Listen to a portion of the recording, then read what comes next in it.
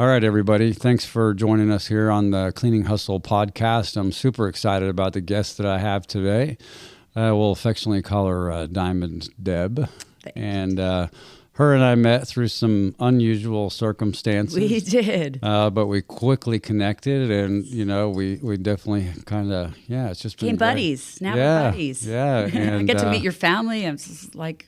Yeah. I'm going to be at the next barbecue, I think. Yeah, definitely. No doubt about it. So a little bit different. I got to be on your podcast. Yes. And so now we're switching seats. Yes. So I actually have mine. only been on one other podcast. All the ones I've shot, I've only been on one other podcast. Wow. Well, so when you asked me, I was like, oh my God, I'm so honored to be on a podcast. I was like, well, I'm excited to have you. Thank you so much. I'm so excited to be here. And thank you so much for having me. Yeah. It means a lot to me. So Cleaning Hustle, what we try to do is focus on, because we have a lot of young entrepreneurs that watch the show. Yes. And so it's a lot of, people that are less than $1 million in revenue. They're trying to grow their businesses. And so they're looking for insight on how to grow business. What are next steps? What are struggles that some of us that have been in business for a while, the things we go through. And so I really like to just kind of talk about the journey of your life in business, what that looks like, kind of maybe even back to the early days. Gosh, it's so crazy because the company I own now just started a year ago. And it's the Diamond Deb Coaching. And the reason it's called Diamond Deb is I worked with a veteran who told me that no one has ever held space for him like I did, and that I'm a diamond in the rough. Oh, I love that. So I love veterans, and we just give back. So this is a brand new company, and it just has taken off. I think, I am a coach.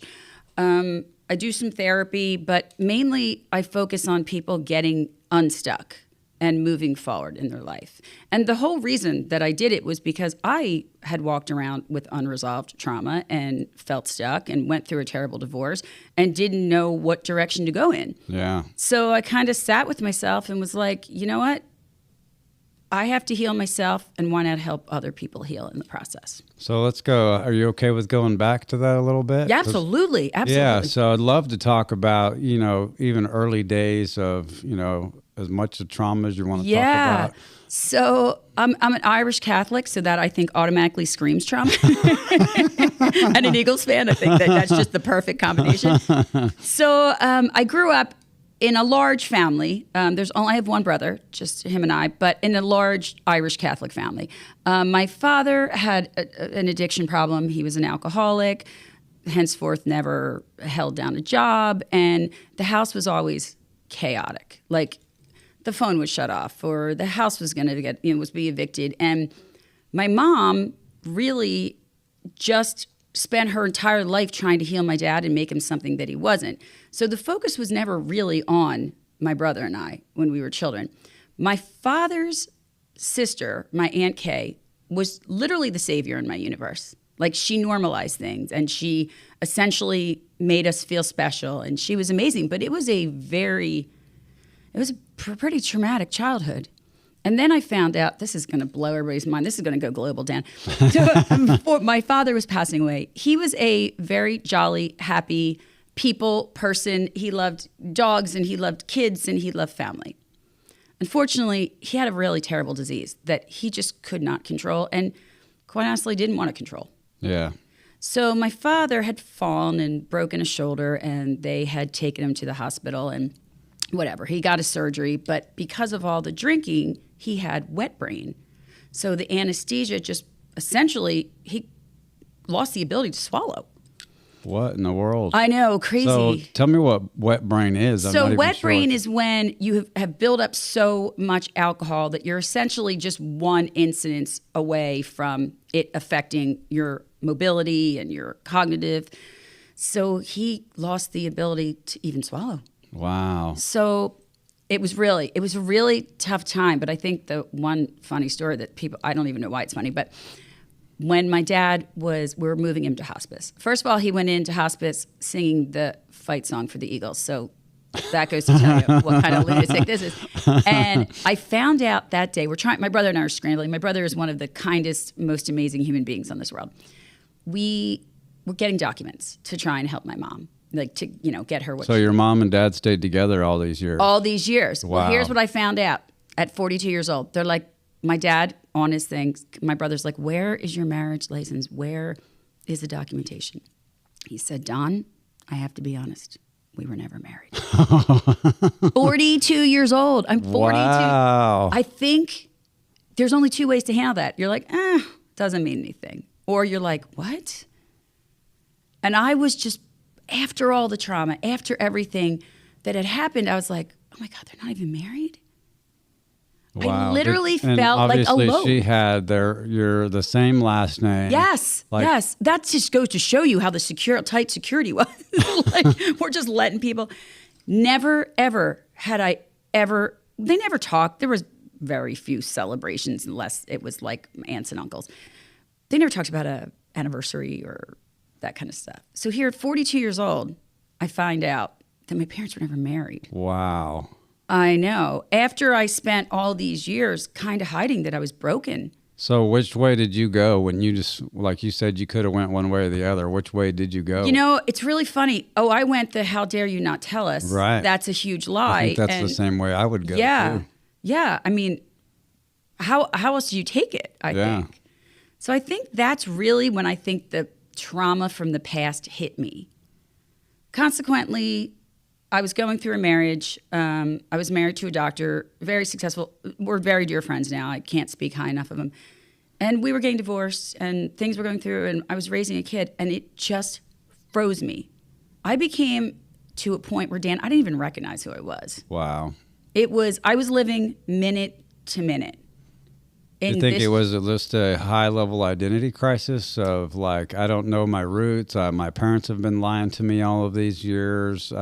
Yeah, I like, think it was what do you literally. think the core of it was? I think it was never talked about, like the things that were happening in our lives and the circumstances and it was obvious to aunts and uncles and that kind of stuff, but nobody ever said anything.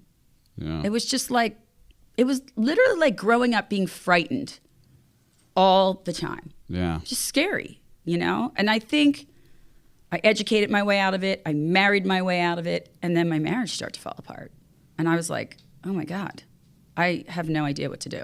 Wow. Yeah, it was pretty. So was your dad abusive or was he just No, alcoholic? no, he was an alcoholic. So he wasn't abusive. He was, he was a jolly old, everybody's friend. Everybody loved him. I mean, his funeral was filled. He coached football, and it was filled. And on the surface, and he was a wonderful man. He totally was a wonderful man. He just had a really bad disease, but he didn't want to even clean it up. He was just, this is who I am. This is who I am. And as he got diabetes and got older, it was, in Philly, we have these things called tasty cakes. It's like a cake thing that's in Philly. And he would butter the taste. I'm like, oh my God, we're watching you slowly kill yourself. So was it the fact that he couldn't swallow? Was it eventually? Well, at that time, my brother and I had to make a decision whether to give him a feeding tube or whether to let him go to hospice. And we both agreed that it just wasn't. He was such a presence and he was happy and he made people feel good that were around him. So he wouldn't want to live if he wasn't, Right. if that was the condition. So- I mean, can you imagine having diabetes and like pouring butter on, like our lunch conversation with Mountain Dew? Yeah, exactly. It is. So when did he pass away? He passed away 11 years ago. But that's really when things start to shift in my life and I really started to look inward. And then as the marriage was dissolving, I was like, oh my God, I have no identity. I'm my daughter's mom. I'm his wife. I was so incredibly broken, so broken. So then as the divorce, we went to trial in a divorce. For anybody that's listening, please, for God's sakes, don't go to trial for a divorce. And, I think when it was during COVID, we got let out the day that the COVID thing started. So we waited 9 months for a decision on the divorce, not knowing like anything, the company standing, the financial, nothing. We were just in limbo. And in that time, in those 7 months, I literally was like, Deb, you have two options. You can either be a survivor or you can be his ex-wife the rest of your life. What do you Right. want to do? That's so good. Yeah. And and I 'Cause realized I don't because you could have easily gotten your who you are, the core Right. of who you are out of that. right. And I was like, is this what I want people to talk about at my funeral? Right. Like, this is how I want to roll the rest of my life. When I've always been great with people and I love people, and I've always heard that I have this energy that makes people feel better. In fact, I was telling Chris in the car coming back from lunch, I said, one of the things I love about you is just how you make people feel when you're in the room with them. That's so nice. You're always complimenting. You always look for someone's strengths, and then you try to highlight those things. And I just think it's so important in a world where there's competition and everything. We don't bring our people up. We don't take enough time to it's almost the opposite of Yeah, that. I think everybody's 100%. trying to beat each other down, and we're Yeah. trying to win this rat race that we're in. And I think there's just it's so easier sometimes to gossip about somebody than it is to actually lift them up. Right. And I honestly believe that it's because it's where that individual is. Like Yes. that's the place where they're Absolutely. at. And the old saying goes that hurt people hurt people. Yes. And I think that you did a great thing because you recognize, like, hey, I'm no longer the ex of this person, or Right. I'm whatever. You recognize, you know what? No, this is my life to live. I can become whatever I want to become. I can build the life that I want to have. I just have to make certain choices and certain decisions Right. that move Right. me that direction. Right. And it's that being stuck in the victim right. mentality of being like, you can either live your life as a victim, or as they say, live your life as a victim or a victor. Right. And Right. being So true. able to identify. But I think where a lot of people struggle is to be vulnerable with themselves, be authentic with themselves, be transparent with themselves, and most of all, be honest with themselves. Right. Because it's easy to stay in a rut. And to blame somebody. And it's for always somebody for else's you fault. being there, right? Yeah. And I think that's the most important thing. And I tell my clients that, like, if you can realize there's a problem, there are a bazillion tools in your toolbox to get you out of that. The first thing is recognizing that there needs to be change. And, went back to school and studied really hard, and I work a lot with trauma, and I work a lot with addictions because they kind of go hand in hand. But I think in this day and age, everything but death can be fixed, Yeah. and you don't need to be. So you don't really necessarily live by the adage that you can't teach an old dog new tricks. No, I believe or people never change. No, never. I mean, are you a different person than you were 5 years ago? Yeah. Yeah. But I think there's still some core pieces of who an individual is that stick with them and for the long haul. Yeah. Well, that's But- where unresolved trauma comes in, because they're like, they freeze. I mean, as humans, we're either going to run or we're going to fight or we're going to freeze. Yeah. And it was just such a beautiful, I started studying trauma. I'm like, oh my God, this is going to make me worse. And it really, with working with people to work through their past trauma to help get to wherever they want to be in life, has healed me. It has opened my whole life. Is that because like in my years of being a flight instructor, I remember when I got my flight instructor rating, the first thing they said is, this is a license to learn. You're actually going to learn more teaching people than you did learning how to teach. Yes. And so do you think it's a direct result of the fact that you had to do all of the research and everything to get to the level where you had to feel comfortable enough to teach it, which through that process, you obviously learned some things about yourself? Yeah, absolutely. And it was just one of those things that I didn't ever think that I would be listened to. Like, nobody ever listened to me, for God's sake. So to know that I can move people out of spaces, That's it's powerful. It's powerful. That is very powerful. It is amazing. People that have been in their own way or things that have held them back their entire life. We're all entitled to happiness. Yeah. Everyone is. What do you think keeps people stuck? Like, Fear. I mean, judgment. Judgment is the, Harvard study, number one fear of people is what other people think of them. yeah. And That's it. why do we worry about that so much? I think we worry about it because not only in the world we live in. I mean, I did it. I was so afraid of being judged, but I think we need a sense of feeling good about ourselves. And when you don't have any reason to feel good about yourself, and you've got all this baggage with you, like we just all want to be accepted and loved. So it's the story that you tell yourself in your own mind. It is really the story. And that story is always worse than reality. Absolutely. Because 100%. you go down that path and someone didn't talk to you when you're walking down the hallway, and the next thing you know, it just creates this big story that you tell yourself. And trauma comes in all forms. It doesn't necessarily mean that you had to be raped or mugged. I mean, you could have been left at a bus stop. And I think that's a valid point, because when someone hears the word trauma, they immediately think, oh, you got molested as a child, or you did this. And there's also PTSD that comes from trauma that I think that people don't understand or recognize. The way that we function in our daily life is a direct result of maybe something that we don't even recognize was a trauma. Right. And I think it's the place to be able to say, it sounds minor, but it affected me in a big way. Yeah. And to be able to say that, I think a lot of people don't have that ability to be able to go, you know what, maybe if I tell you a story, you're going to think, well, that's no big deal. Right. But internally for me, it was a big deal. Yeah. And to be able to recognize that, hey, that big deal affected me in a big way, or that small thing that someone else might think is small, but it affected me in a big way.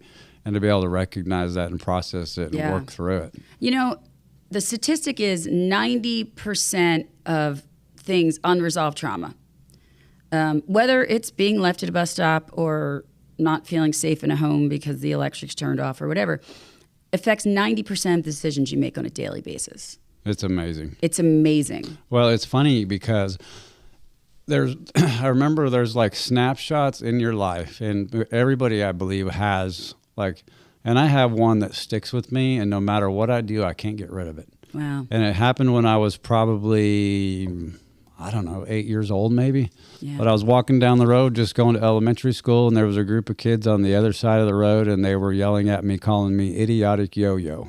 Oh. And it was just so mean to each other. And it's like, and I've analyzed over the years, like, why is that one moment? Mm-hmm. It didn't define me. I don't think I'm an idiotic yo-yo. No. But it's one of those moments that it just sticks with you. Yeah. And then you're like, if you're having a moment in your life, at 51 years old, and you're like, maybe I am an idiotic yo-yo. Well, it's in your landscape then, right? It's in your landscape, and that's what we know. That's what we draw from. And I still struggle with the I'm not good enough. So on a daily basis, I still struggle. And I've had people tell me that I've saved their lives. And I still struggle with I'm not good enough. Yeah. And it's just about changing the landscape. I think the thing that's most important for people is just acknowledge your feelings. It's okay. It's normal. It's okay. But how much of that is from, so let's say I acknowledge my feelings to you, but you don't validate those feelings.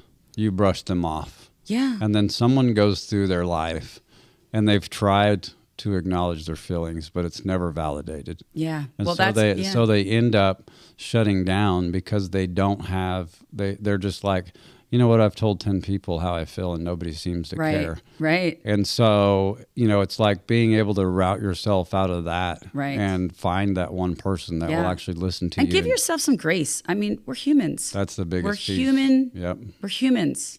Sometimes terrible things happen to incredible people. Yep. It has nothing to do, it's not personal. Trauma has no boundaries. Yeah. So I think it is about changing mindset and finding your worth. And instead of focusing on the negative, everyone focuses on the things that went wrong during the day. I'm like, write a list of the things that went right today. You got out of bed, made the bed, check. You can't, whatever.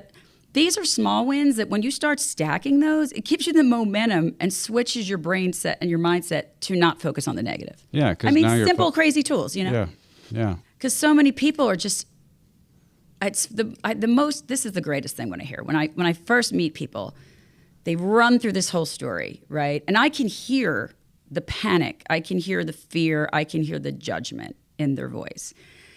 And when they're over, who are they judging? Themselves? Themselves, other people. Yeah, some you got to get out of victim mode, and then they, and I'm like, okay, that's the last time we ever have to talk about it, unless you want to talk about it. But let me tell you how to get out of that situation. So that's a great point. What is your opinion of, say, counselors or psychiatrists or whoever that want to spend so much time in the past? In my experience, in my life experience, and in my professional experience, I get people that have been with the same therapist for 12 years.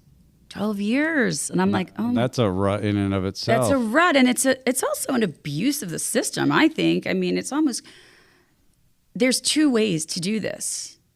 We can dwell there, or I can show you all the reasons why you need to move out of that spot. I tell people, I'm like, why are you sending your magazines to an address that you don't want to live at? Right. Yeah, that's so good. It is, people are. So do you feel like unpacking? So if you go with someone and they're like, hey, I had childhood trauma, I had these different things. Do you feel it's effectively important to go through and unpack those things and talk about them? I think what is important to them is what matters. It's their memory. It's their life. So if they say to you, I never want to talk about that That's again. great. I just want the tools to figure out what I need to do moving forward. Yep. Show me how to navigate my life to be happy. Yeah. My assistant laughs. He's like, Deb only works with badasses. She only wants to work with people that are moving forward. Yeah. And so how do you get them? Because what I've seen is a lot of people don't know how to even define what happiness looks like. Yeah. Or true. they think it's unachievable. Right. Or they think they're not deserving of it. Yeah, they don't deserve it. Right. And so how do you get somebody, like I would assume you would start with, well, let's first define what happiness looks like for you. Absolutely. Right. Because you can't get somewhere if you don't know where you're going. Right. So if you're like, hey, I really, so. It does. It is different for everybody. It is. Because. What makes me happy versus what makes you happy absolutely. is completely it's different. Very, very different. But it is. But I think a lot of people don't even know. They don't even know. They don't know where to even start. I think that's a fear-based, that they're afraid it's not achievable and they're afraid of failing. So we just break it down to the simplest of terms. What do you want? What is working? And let's figure out a way to get rid of what's not working. Yeah. But I imagine you have a lot that are just stuck in that. I don't know what I want. And I have a lot that want to also blame it on other people. But the beauty of getting those people out, Dan, is it's like a light bulb went off in their head. Mm-hmm. Yeah, I can totally. I'm not see dependent on anybody else for my happy. And it's not selfish to love yourself the most. It's not selfish to want the best. But I think there's a thing in society that tells us if we love ourselves too much, we become egotistical or narcissist and so I think that individuals try to put a buffer in there. Yes. Like I've got to try to be humble. Yes. But I don't think that they know how to define the difference between humble and having confidence in yourself. Right. Well, because you can have those two together. Yes, absolutely. You can be very confident, right. but you can also be very humble at the same time. Absolutely. I totally agreed.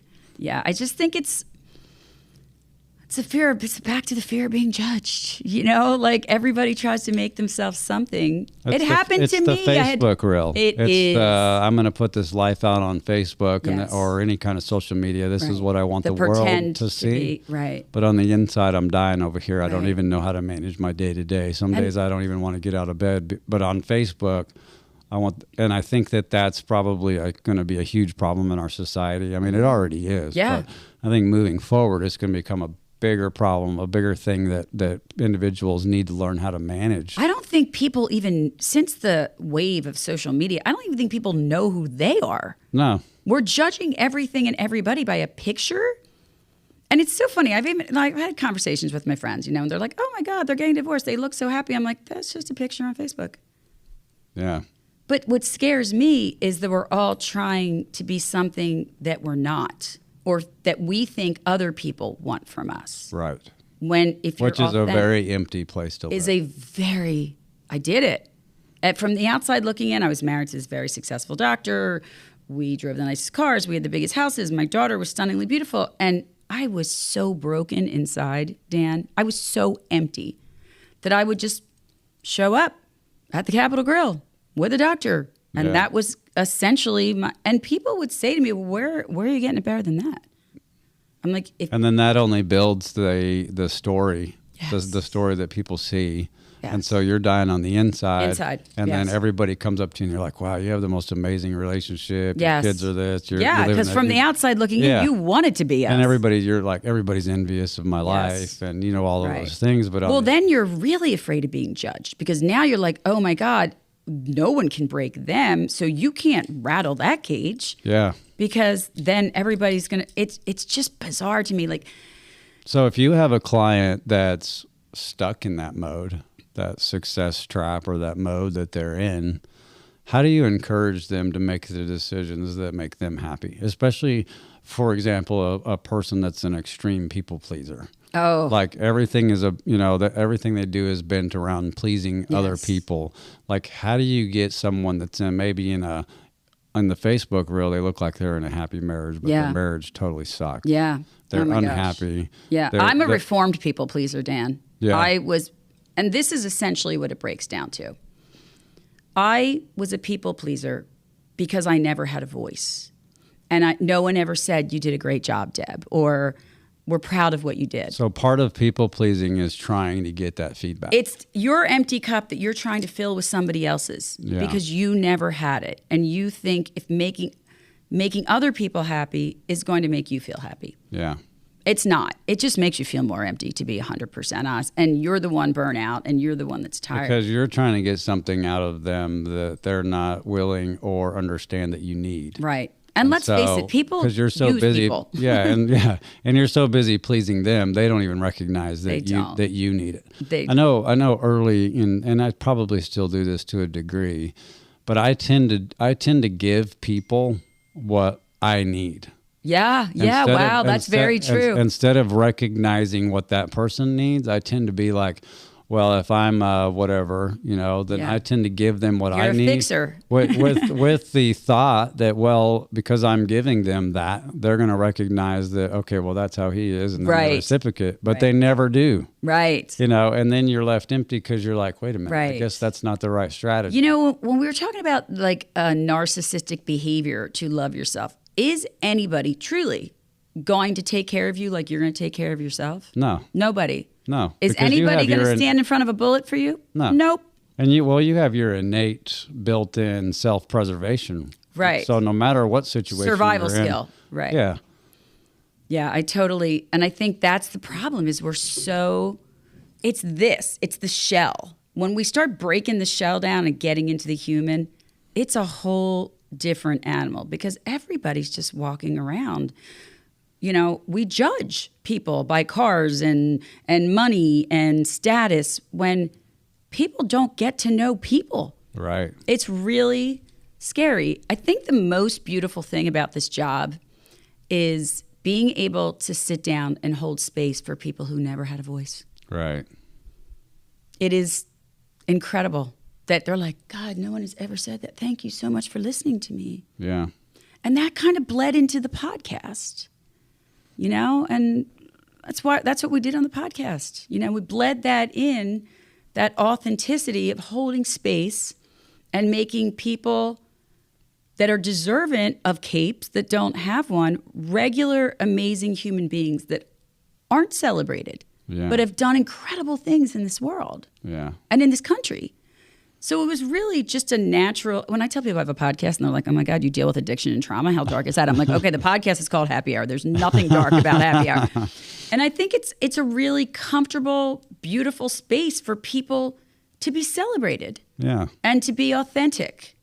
And the feedback I've gotten from this podcast, Dan, is life-changing. Yeah. You know my crew, and they're amazing. It's not my podcast; it's our podcast. Like we're a threesome, we're a team. But the things I hear back, how, wow, they feel so special. I feel so honored. It's amazing. Yeah. It every day takes a little bit off that little broken girl. Yeah. Amazing. It's really good. And since then, I mean, you were one of our star guests, dropping yesterday. I've learned to figure out the inner workings of really amazing human beings. Yeah. And how we're all really just here to help each other. Yep. No narcissism, no, this one can do this for me. It's really just about making authentic connections. Well, and you say, like, even on the other side of social media, what I've noticed is that there's like, for example, if you put in narcissism in social media, you're going to get reel after reel after reel. And it's going to tell you how to identify if your spouse is a narcissist, right? Well, what's going to happen is you're going to see that reel. It's going to give you 5 points of why your spouse is a narcissist. 3 of those you're going to go like, wow, my wife or my spouse is that. Whoa. And then all of a sudden you start scrolling these reels, and the next thing you've told a story about your life that may not be reality. Yeah. Well, that's a part of your brain. It's, a reactive activating system. You could be thinking, speaking of cars, like you could be thinking about, oh, wow, I really like that car. And then you start driving down the street and that's what you notice. Right. We're that way with human beings. Yeah. We are. Yeah. So if you focus on the positive, you're going to see the positive. You're going to see the positive. If you focus on you're going to see what you're looking for. And I know it's hard. Like I never promised anybody a rose garden. I promised you that if you do the work and you use the tools, you can do anything and be anybody you want to be. Yeah. It happened to me. So true. So on that point, let's talk about the business side a little bit, because I think a lot of this can segue into exactly what you just said, was you can be anything you want to be. Yes. And so as a business owner that's stuck, maybe they're stuck financially. Maybe they just can't even seem to get off first base. Yeah. For me, what I learned early in business was that it's more of a mind game. It's like golf. It's a mind game. It's a strategy of the mind and getting your mindset right. And it's not the power of positive thinking. No. It's the self-talk to yourself too. Like, I'm a loser. I'm never going to, like, it's a self-talk. No, destroys people. Nobody in my family's ever owned a business, so why should I be that one? Ed Milet talks a lot about being the one, the one that changed that generational curse in your life, or that, being that one. But I think that even if somebody's trying to grow a business or build a business, they get stuck at certain levels. So what would be your advice to somebody? My first piece of advice to business owners are to not read statistics. Anybody can be anything. If you're willing to learn the tools and sacrifice your time, it's our inner critic. Yeah. Oh shit, I can't make payroll or whatever that gets in the way. Isn't that sort of the innocence of a child? Yes. Like, I think that what happens as adults, we forget how to be kids. Yes. We forget how to just have that ability to just be free. Right. To Turn it off. To let our minds be free. Yeah. Instead of letting the everyday, like you said, you're stressed about payroll, you're stressed about this. Well, that's the worst thing for entrepreneurs, right? Yeah. Because when it's yours and it's your name, you don't turn it off. Yeah. It's a 24/7 operation. So I tell people, like, start your day at the same time and end it. Because if not, you can't sleep. It's, breaking your circadian rhythm. It starts bleeding into everything. Everybody has a point where they've had too much. Yeah. Every human being. It's funny because I recently was on this quest, and I shared with you at lunch today that, fighting celiac disease and having to eat gluten-free. Well, one of the side effects of celiac is that you get brain fog. Yes. And so I actually went to a clinic that scans your brain. They look at your head. They give you a full evaluation, and they can actually kind of figure out your personality type and everything based on this brain scan. I got to know, what was yours? Now I need to know. So it's so funny. They did the scan, and they asked me like a couple of my personality types. And I was like, that's so weird that you know that. But then they showed me my scan, and they were like, literally like, you have the busiest brain we've ever seen in our practice in 50 years. Wow. And so we started navigating back to the entrepreneur thing where you can never shut it off. Mm-hmm. And so they started giving me tools. Like, one of the ones that's really helped is when you're tired, go to bed. Yes. Don't look at the clock. Right. Like, if it's 7 o'clock and your body is tired, it's time to rest. It's time to go to bed. Right. And the other piece that I didn't realize was that when you're tired, if you fight it, like, let's say it's 7 o'clock, you're tired. Throwing off your circadian rhythm. Yeah. Well, then the next thing is you catch your second wind. Mm-hmm. And I was so guilty of this because I'd be sitting there at 8 o'clock and be like, I can't go to bed. It's too early. Yes. And then I would get past that, and then I would catch my second wind, and then I'd be up till midnight because I couldn't. And how productive are you when you're not at all? You're not at all. And I think it's, as a business owner or an entrepreneur, give yourself space for that rest. Yes, absolutely. Because you got to have that rest. I think it's very important to time your day. Yeah. Are you as effective at midnight as you are at 10 in the morning? It's funny you say that because I was on a call with a guy this morning, and every Friday I do a consulting call with him, and I was actually coaching him through like how to set up a calendar, Yes. and I said, as you're mapping out your week, like if you know there are those projects that you only can do when you're at your highest productive base, like working on an Excel spreadsheet or working on budgets or marketing or whatever that is, find that part of the week and then assign yourself that task during those hours. Right. And then put it on the calendar and don't ever let it change. Right. But that's another sign of unresolved trauma is procrastination. They're like, people are like, oh, they're so lazy, they're procrastinating. I'm like, dude, that's a trauma response. That's a total trauma response. That's something that's going on, that's happening. But it is so true. Entrepreneur, and I think we're kind of judged as society, like, what do you mean you got off of work at 5 o'clock? Yeah. Well, and I tend to judge people that way. Oh, same. Like I'm like, you ain't no hustler. Why are you trying to leave right now? Let's roll. Exactly. Like I kind of get a little bit of a ego thing about Friday afternoons because I'm like, well, I don't like the weekends because I can't make any money on the weekends. Right. And they're like, what is wrong with you? Right. Well, and I think we but beat ourselves up because we're so hyper focused on the competition and it growing. And let's face it, this is a marathon, not a sprint, right? Yeah. And I think we're so hyper focused on it that I've actually caught myself, if I don't work on Sundays, I'm like, oh my God, I'm going to be screwed all week. Right. For God's sakes, I just want to watch some football. Yeah. Sit back and yeah. And then all of a sudden you realize, like last night I sat and watched a game and relaxed and good. And it was like you wake up the next morning, you're like, wow, I actually feel refreshed. Yes. Because you allowed yourself that time to rest. Yes. And that's super hard in our business, in the janitorial business, because you guys are you're night owls. Yeah, cleaning buildings all night, trying to get, I think about like the single moms out there that are trying to do the janitorial business. Somebody always has it worse. They might be out there cleaning all night, then they got to get the kids to school. They got to, in the summer, they got to take care of the kids during the day. Yeah. So maybe they're getting 2-3 hours of sleep and there's just no time for themselves. And so on young entrepreneurs, I always tell them, like, give yourself that time that you need because you're not effective for your family. No. You're not effective for and if your that job. home base falls, everything's falling. You know what I teach my clients? I'm like, don't bring your phone in your bedroom. Get an old-fashioned alarm clock. Yeah. Put it in another room. Because the second people wake up, they're like, I'm like, well, you've just lit off fireworks. Mm-hmm. Put it in another room. Yeah. And give yourselves that 15 minutes to get a cup of coffee, gather your thoughts, because we're just incorporating more stress. Oh my God, bang, bang, bang. Well, in my business, it starts at 6 p.m. Right, right. And literally, it's probably been 10 years now that I just turned my ringer off at night. That's beautiful. And I decided that for my own. Bravo. Yeah.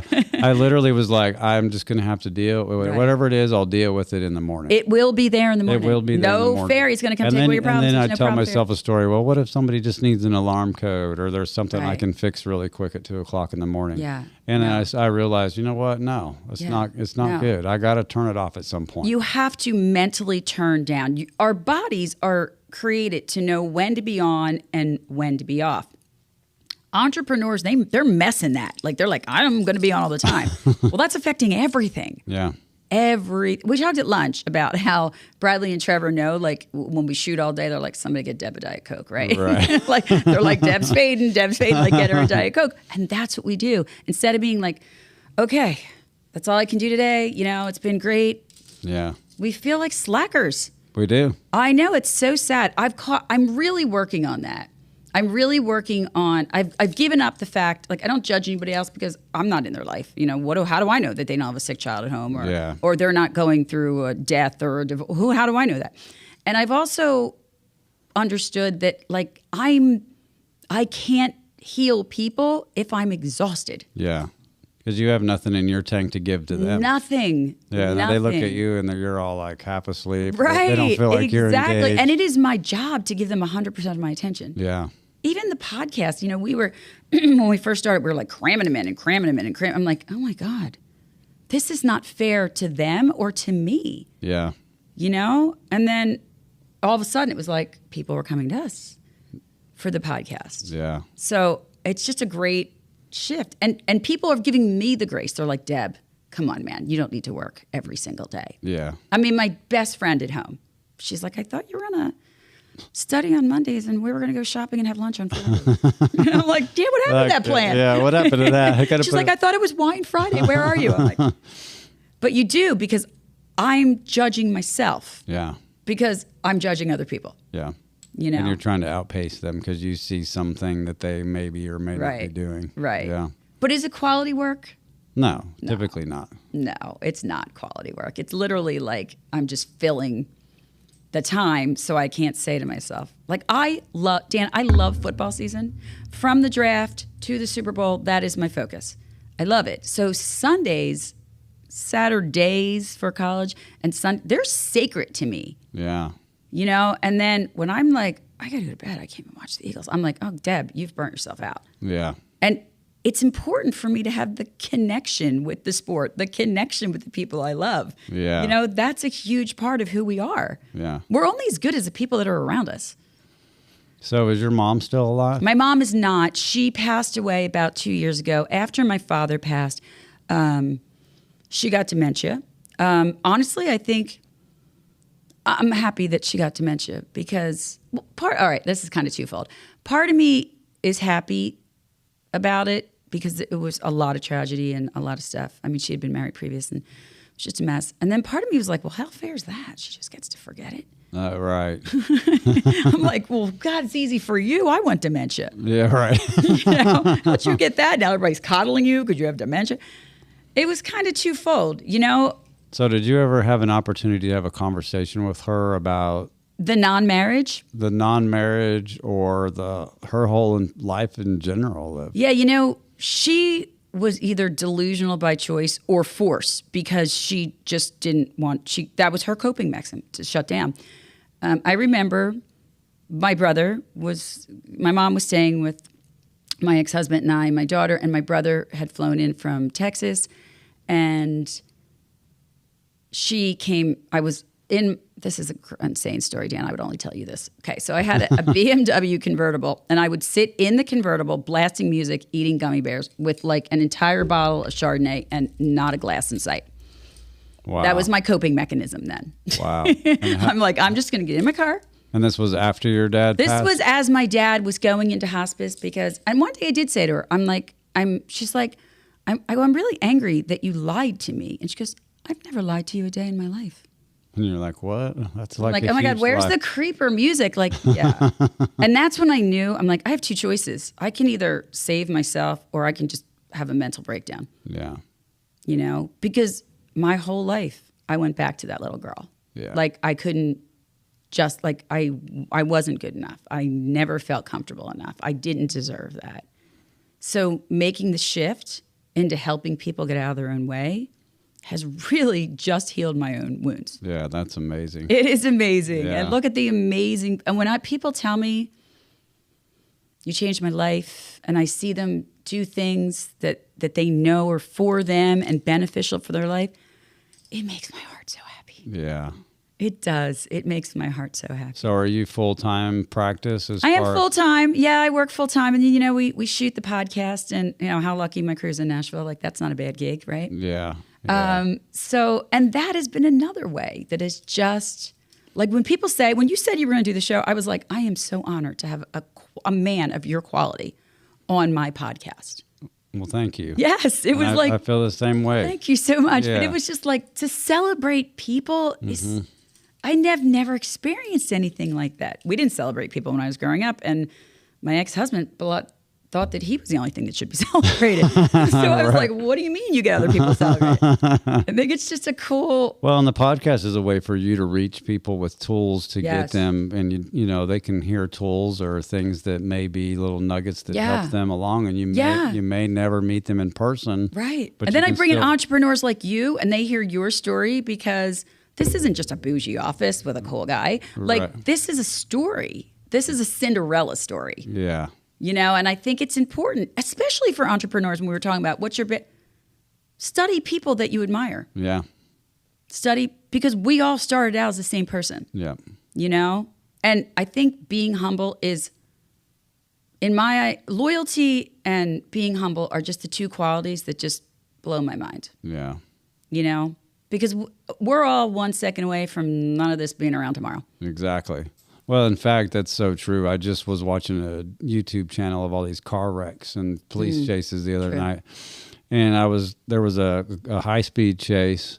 It was a Dodge Challenger, and the police were chasing him, and he shifted lanes out into the oncoming traffic and had a head-on collision with this person. Devastating. And he jumped out and ran away, but the person died instantly. Right. And I was thinking to myself, Life taken too. I was like, this person is just driving down the road. Right. They're literally probably just playing the radio, jamming out, just Right. another day, 1 Right. second, and 1 second later they're gone. They're gone.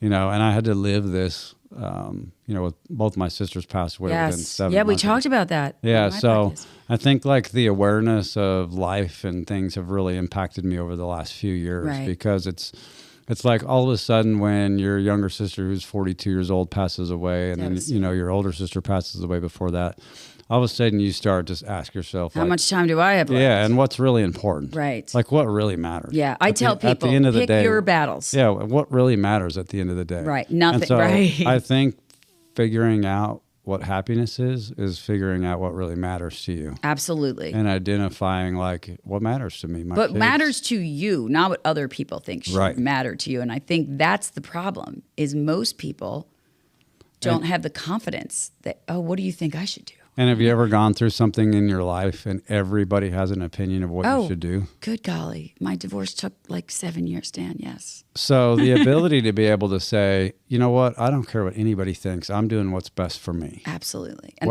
Whether that's a divorce, whether that's a business decision, whatever that is. Right. But it seems like every time I've had something in my life that's, a trial or something that I'm trying to work through, there are just no shortage of opinions of Yes. what I should do with my own Yes. life. And the ability, I think That's like the last thing you need is like Yeah. blah, blah, like people coming in. you want the support. Yes. But you all I know through some things that I've been through in my life, I absolutely without a shadow of a doubt know who my people are. Amen. Me too. I know the ones that are going to check me up if I'm out of line and I need Right. to be held accountable. Or I also know the ones that are going to support me, even if they don't agree with me. Yeah, absolutely. And I think those are the hard ones to find. Yes. To be able to in find life, somebody that you don't says- even need a lot of them. People think you need a lot. You don't. No, you only you need one ride or die that's yeah, got you. That's it, one. Yeah, my girlfriends and I crack up.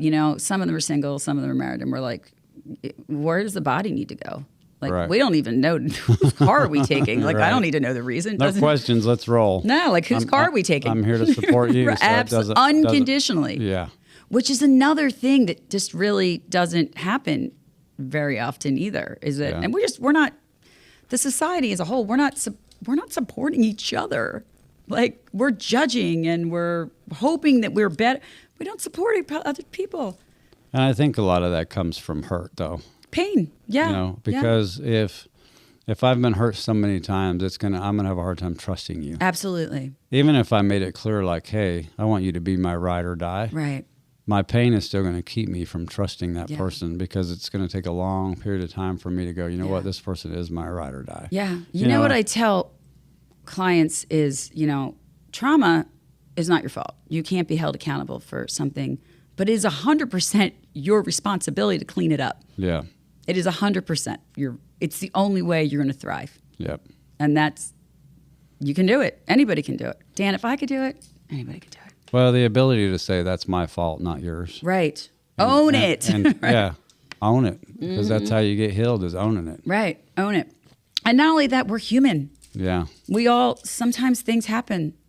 We act in situations that we're not proud of, but it's just another stepping stone to being a better human, treating each other correctly. Well, and through, like, if you do something you're not proud of, I think there's a balance between, like, going freak crazy public and posting it on Facebook.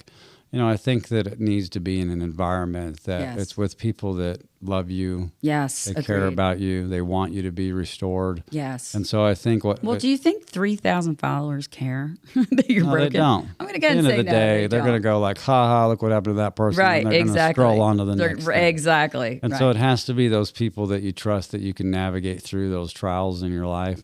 And it's the ones that you can call. I mean, it's very elementary, but back in my teenage years when I was 19, 20 years old and I would have girlfriends and heartbreak, I've got my one friend who I've known since I was 12 or 14 That's years amazing. old. A lifetime. And I used to Beautiful. call him every night. I'd be cleaning buildings, and I'd call him at 3 o'clock in the morning. And he had a day job, so he needed to sleep. Right. And at But the he's your time- ride or die. You need to get up. and he would wake up. He would answer the phone. He would stay with me on as long as I needed, and he was there for me. Yeah. And That's so amazing, right? we're still that way today. Yeah. My best friend Cheryl's like that. She's my emergency contact. She's she's been with me at the worst times and the most incredible points Yeah. of my life. And through the podcast and, changing into helping people, she tells me every day, I'm so proud of you. I never heard that my whole life. That's so cool. I've never heard that. And here it's coming from the same person that I trust with my life. So it's just she's the best. I got to bring her down here, Dan, so you can see your bougie office. But yeah, and on the way here, she's like, go have a great day. I know how much you love Dan. Go have a great day. Like, Nice. That's support. Yeah. That's some crazy support, right? And just, it is so pivotal to have somebody. Yeah. I mean, I tell married people, I hope it's the person you're married to. Doesn't have to be, but I hope That would be ideal. It would, right, would be. There's be a lot of things in this world that would be ideal, Dan, but it would be. But everybody should have somebody. And I hear a lot too. They're like, I don't have anybody to talk to. I'm like, I'll talk to you, Yeah. because my intent is just So for on that everybody. note, are you in a place where if somebody was listening to this, that you're still taking on new clients? Yes, I absolutely am. And it's Deb Coaching. Yeah, it's Okay.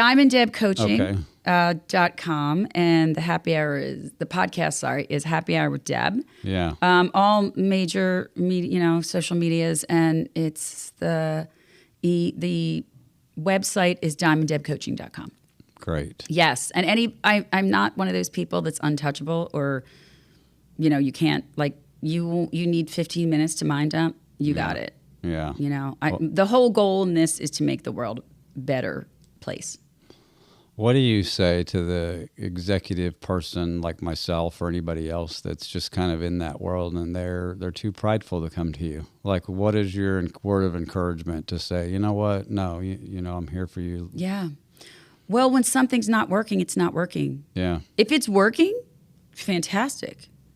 But everything is fixable but death. Yeah. So if you're caught up on something, there's no reason to be. Yeah. Just it's fine. Everybody's like, when I told you that when they tell me the story, I'm like, I see shoulder strap. I'm like, okay, bravo. That was the hardest thing we have to do. Yeah. Let's move on. Yeah. I think just knowing that you have somebody, just there's somebody that's just on your team. Yeah. They're on your side. I don't care what Mary said about you. That doesn't matter to me. It doesn't matter. And this world is like that. Especially entrepreneurs. We're being judged constantly. It's a rat race. It is. I know. It's a rat race. It's a rat race. I know. This is my advice to entrepreneurs. Like, buy the shoes, drink the martini, because it's going to be there again tomorrow. Yeah. You can only do so much in a day. Yep. And that's it. It'll be there waiting for you in the morning. Probably with some friends. Yep. So make sure that you take care of yourself, because nobody else will. Yeah. And your competition doesn't care if you fall.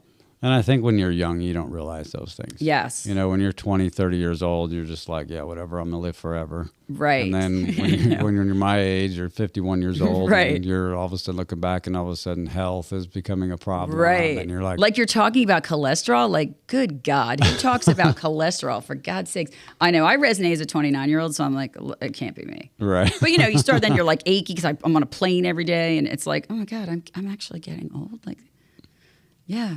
Yeah. You decide what's really important to you. Yeah. You start to make decisions not based on moods, but on actual life facts. Yeah. Things that matter. Things that matter. Yeah. Truth. Yeah, that's good. Yeah, That's it's good. Well, great. Well, I enjoyed having you on the show. Thanks, Dan. It's been a pleasure. It has, and and honor. I'm sure that my audience is going to just love you, and I hope that anybody that needs you or your coaching reach will out. Reach out. Yeah, we can get through anything. I Yeah. appreciate it, Dan. It was great to be Yeah. here again today. Yeah, definitely loved it. Well, thank you so much. It was an honor. Thank All right, you. everybody. Thanks for watching.